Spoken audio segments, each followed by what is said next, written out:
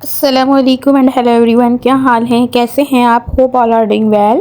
I am also good. Welcome back to Alia food vlogs. आज हम बना रहे हैं मज़ेदार सा बनाना केक। इसके लिए हमने ले लिए हैं सबसे पहले 4 अदद बनाना। इनको पील ऑफ करा अच्छे से और पील ऑफ करेंगे। उसके बाद इनको छोटे छोटे स्मॉल पीसेस में कट कर लेंगे, ठीक। और फिर किसी भी स्पून की मदद से या फॉक की मदद से हम इसको मैश कर लेंगे ताकि ये सॉफ्ट होके एक पेस्ट की शक्ल में आ जाएं।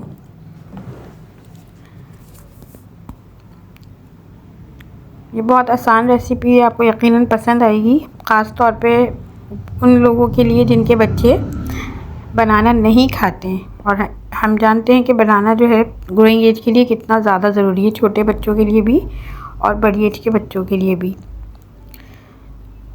बनाना जो है अपने अंदर बहुत ज़्यादा पोटेशियम रखता है। बनाने में पोटेशियम बहुत ज़्यादा होता है और पोटेशियम हड्डियों के लिए बहुत ज़्यादा ज़रूरी होता है। जिन लोगों को जॉइंट पेन्स रहता है या उनको हड्डियों में या पैरों में दर्द और खिंचाव रहता है, उन लोगों के लिए, उन तमाम हज़रात और ख़वातीन के लिए, बच्चों के लिए बनाना बहुत बेहतरीन ऑर्गेनिक ग़िज़ा है। आप इसको डेली बेसिस पे यूज़ करा करें। बनाना आप नॉर्मली फल में लिया करें ताकि जो है आपकी जो डेफिशिएंसी है पोटेशियम की, जिसकी वजह से पैरों में ऐंठन, खिंचाव और दर्द रहता है, वो काफ़ी हद तक रिकवर हो जाएगा। बच्चों को जो है बहुत ज़्यादा ज़रूरी होता है कि बनाना खिलाया जाए, लेकिन मसला ये होता है कि बहुत से बच्चे बनाना खाना ही पसंद नहीं करते, जबकि कुछ बच्चे ऐसे भी हैं जो बहुत शौक़ से खाते हैं। लेकिन कुछ बच्चों का मसला होता है कि उन्हें बनाना पसंद नहीं होता, तो फिर आप उन्हें इस तरह बनाना खिलाएंगे तो उन्हें बहुत ज़्यादा अच्छा रहेगा। और एक मसला भी हल हो जाएगा कि उनको विटामिन पूरा मिल रहा है या नहीं। अच्छा, अब हम यहाँ पे 2 अदद अंडे लेंगे। 2 अदद अंडे लिए मैंने और उसको अच्छे से बीट कर लिया। और जो केले को हमने मैश करके रखा है उसमें ये अंडों का जो अंडे हैं दोनों, ये हम बीट करे हुए जो अंडे हैं ये हम इसमें ऐड कर लेंगे। इसको ऐड करके अच्छे से मिक्स करेंगे ताकि ये एक जान हो जाएं। फॉर्क की मदद से मैं यहाँ मिक्स कर रही हूँ ताकि ये जो है दोनों आपस में एक दूसरे से अच्छे से मिक्स हो जाएं, मिल जाएं और पूरा एक स्मूथ सा बैटर बन जाए। बहुत ही इजी रेसिपी है। बहुत सारी चीज़ें इसमें ऑप्शनल हैं, आप चाहें तो डालें, आप चाहें तो ना डालें ना, लेकिन इसके मेन इंग्रेडिएंट्स यही 3 इंग्रेडिएंट्स होंगे। अब यहाँ पे मैंने 1 टेबलस्पून चॉको पाउडर ऐड किया है।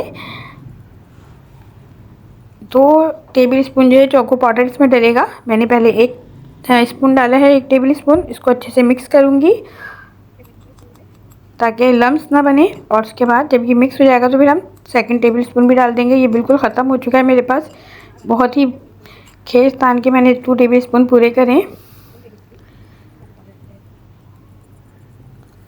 अच्छे से इसको मिक्स किया, मिक्स करेंगे और कोशिश करेंगे सारे जो इसमें कोई लम्स ना बनने पाए, कोई गुठली ना रह जाए।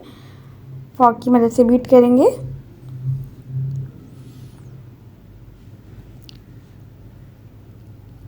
आप लोग मुझे कहाँ से देख रहे हैं, प्लीज़ आप लोग मुझे कमेंट्स में आके बताया करें। मैं बहुत क्यूरियस रहती हूँ कि मुझे कहाँ से देखा जा रहा है। और इस तरह जो है कम्युनिकेशन भी बनता है हमारे और आपके दरमियान। My YouTube family, I am very thankful to you. आप लोग बहुत सपोर्ट कर रहे हैं, आपका बहुत शुक्रिया आप सबका।